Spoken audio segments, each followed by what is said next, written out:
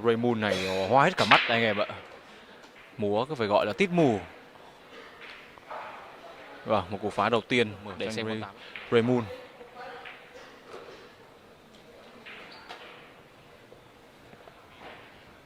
Hơi bị thừa lực. Đây là và phải sửa sai bằng cái lỗ giữa về cái cò tay với con bi số 9.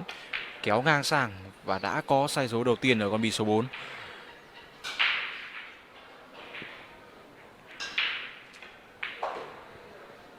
Rồi, và dựng một băng lên để ăn con bi số 5 cùng lỗ. Cái hình bi trên bàn còn lại lỗ. Một băng áp phê bên phía tay phải ra để điều 6. Dựng lên một chút để lấy cái má vếch sẽ đánh 7 một băng. Tiếp tục là dựng lên ăn 8. Như vậy là quyết định sẽ là 2 băng. Bên phía tay phải 2 băng ra và kết thúc con bi số 9 mở tỷ số 1-0. 9 cuối cùng, con này thì khó mà sẩy. Chính xác, như vậy là tỷ số được mở ngay từ cú phá. Đúng là bi khen các bạn ạ. Vừa khen xong thì Doan Chua đưa con bi cái xuống lỗ. Dưới của bi số 2 đánh dưới tâm bi để trích ngang sang điều con bi số 3 cùng lỗ.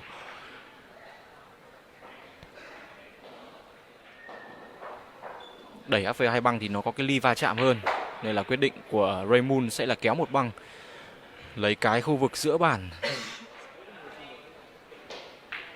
Cái trận thi đấu số 2 thì cũng là giữa hai cơ thủ mà không muốn con bi chủ nó va chạm với bi số 8.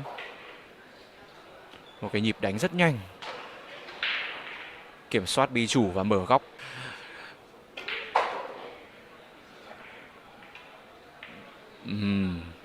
Không rõ là có tính kê đầu có thể vào tự check giúp mình với 3 băng áp phê phải, thậm chí là băng thứ tư và con bi chủ. Rồi, cái góc này là không chết đâu. 5 băng các bạn. Ủn nhẹ lên 9 cùng lỗ với 7. Còn bi số chính xác 7 trước cơ thủ Nguyễn Phúc Long. Một cái màn lội ngược dòng cũng khá là hay đến từ anh Long, nhưng mà ở cái khấc 2, 3, 4, 7 đang ở cửa lỗ. Manas nhưng mà Chua thì lại là người có kỹ năng cao hơn, đó là mình dịch lại cái comment như vậy.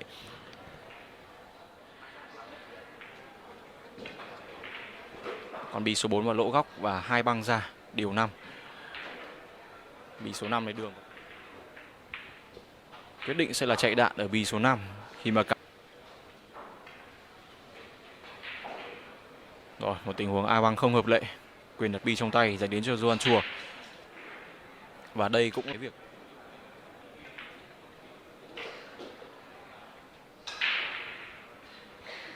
tình huống thì cũng không còn gì nữa rồi. Sẽ lấy cái má vếch ra ngoài cho con bi tiêu số 8 để đánh một băng ép sang điều con bi số 9. Cái từ LOL, LOL nó hơi nhạy cảm các bạn. Cái từ này ở Việt Nam thì nó nhạy cảm, nhưng mà nó viết tắt của từ laugh out loud. Rồi, tiếp tục chặt một băng và sang ăn 9. Bi cái và bi số 9 nó là khá gần nhau. Không phải là một cái thử thách lớn dành đến cho Doan Chua để có thể nâng tỷ số lên thành 2-1. Rồi, đặt bi và quyết định sẽ trô trực tiếp về con bi số 2. Trông hơi thót tim, còn bi chủ nó đi khá gần với cái lỗ tít đó. Đặt gót làm một phát 250.000 đô thì không biết đến bao giờ mới có cơ thủ có thể xoán được cái ngôi 1 của anh. Rất hay của Doan Chua. Pha đó là hợp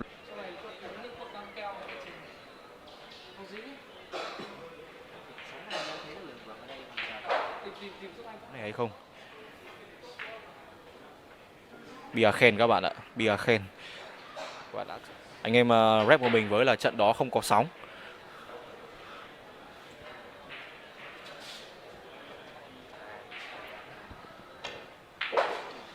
Như vậy là vẫn sẽ còn riêng đường ở con bi mục tiêu số 4. Hai ứng cử viên mà mình thấy sáng giá nhất cho giải đấu lần này.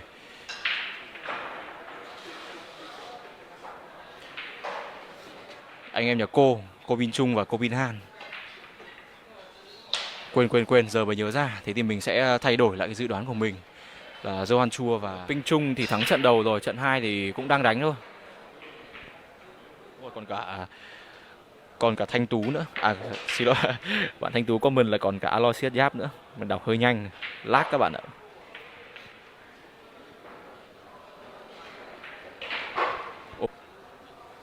AJ đang thi đấu rồi nha các bạn ơi. Với cái góc nhìn của mình thì mình đang quan sát được là AJ đang dẫn trước 4-1. Phơi mất rồi. Wave nó có nghĩa là con sóng bạn ạ, chứ không phải là sóng livestream cái tiếng Việt.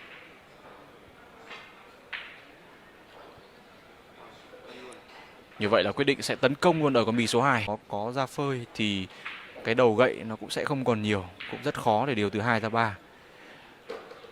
Rồi, mượn con bì số 6 để điều bì 5. Này thì tiếp tục là một băng ra. Ăn con bì số 6 vào lỗ đối diện.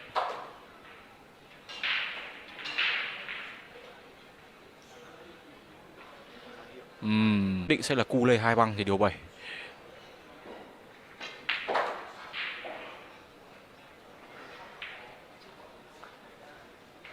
Tiếp tục sẽ là trô lại một chút thôi, lấy má để đánh một băng từ 8 ra 9, lỗ góc bên phía tay phải. Như vậy là má của nó tương đối vách các bạn ạ. Con này thì trô trực tiếp về được, hay là mượn băng thì cũng đều ok cả.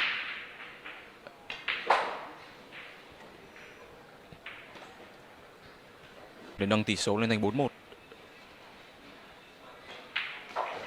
Khó mà trượt giống nhau không? Nếu như mà nó ở vị trí giống nhau thì chứng tỏ là Joan Chua không những kiểm soát ăn bi số 1 và kiểm soát những con đầu cơ dưới tâm bi và trích nhẹ lại một chút để điều 4.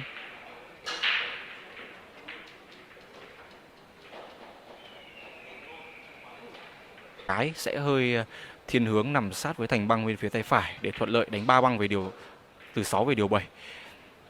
Còn này thì sẽ là cái má trong.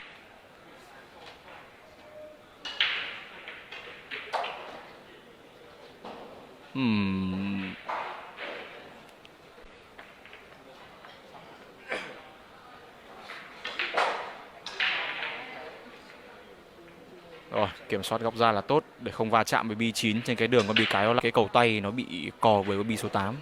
Sẽ là cu lê 2 băng.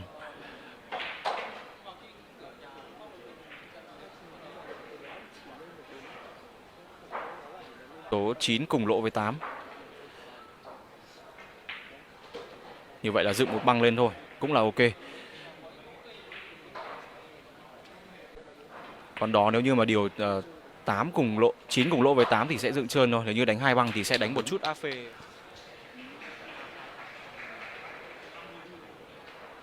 Rồi, chính xác.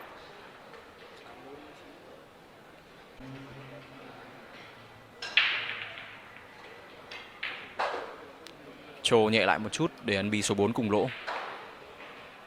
Xuống về điều 5.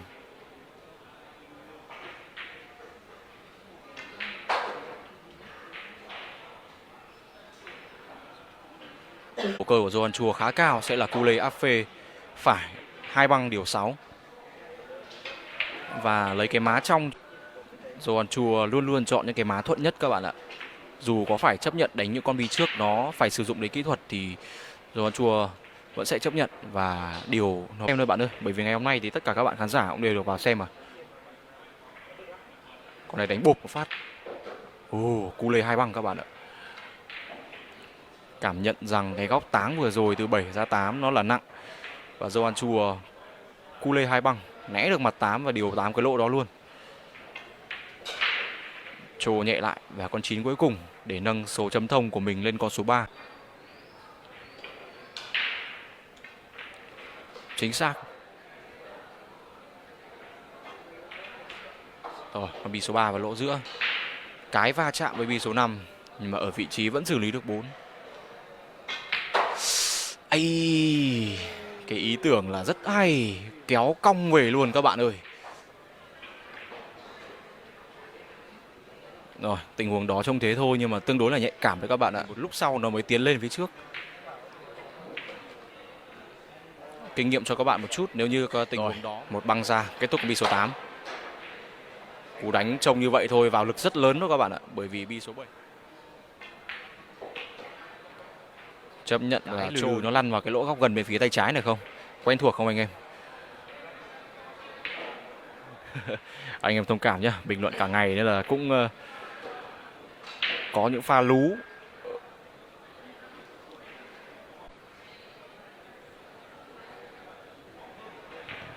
Bạn Bình Thanh hỏi là anh áo đen có biết đánh bia không, thì bạn có thể qua trực tiếp để kiểm.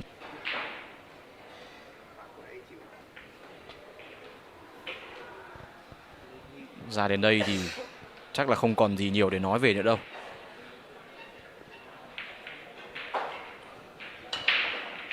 Sáu bảy tám chín đang ở khá gần lỗ.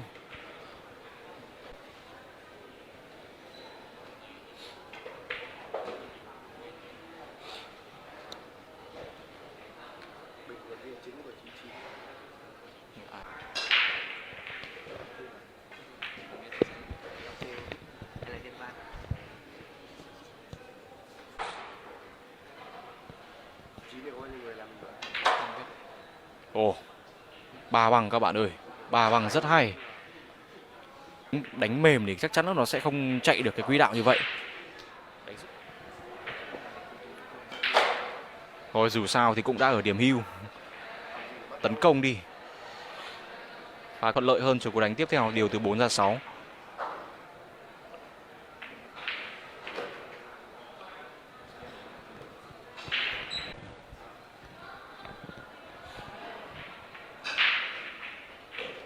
Còn đó là A băng đấy các bạn ạ. A băng ăn được bi 4 đấy thì mới có cái góc để chạy lên con bi số 6 như này được.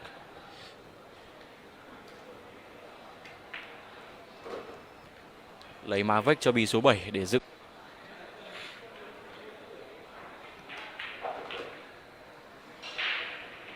A phê phải 2 băng. Với cái chiều cao của mình thì con này cũng không phải là một cái thử thách lớn dành đến cho Raymond. Chính xác.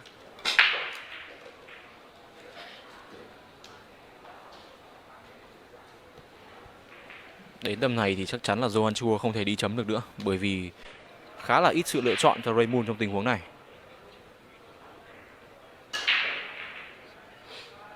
Và sẽ chạy đạn.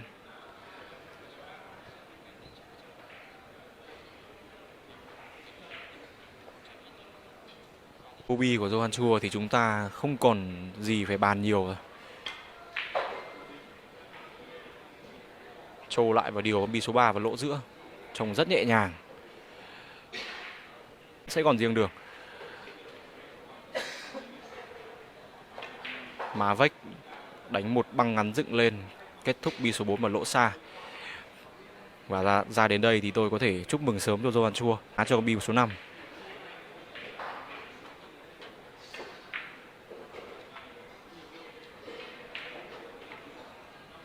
Lại một chút. Đánh 6 cái 2 băng vòng qua khe 89. Không, như vậy là quyết định sẽ là cắm ngang sang và ăn con bi số 6 cùng lỗ các bạn ạ. Cái tình huống là sửa bằng con bi số 6 cùng lỗ với 5. Và cái góc vách vừa rồi thì cũng không thể bấm 5 nhẹ lại để ăn 6 lỗ bên này được. Hay. 7 ra rồi. Có phải là pha A phê bên phía tay phải thuận? Không. Ăn gian lỗ. Ra đến đây thì hết rồi các bạn ơi. Thực sự là những cái đường điều của Johan Chua nó quá là ảo diệu. Chính xác. Và như vậy là tỷ số đã được ấn định là 2-9 dành đến cho Johan Chua.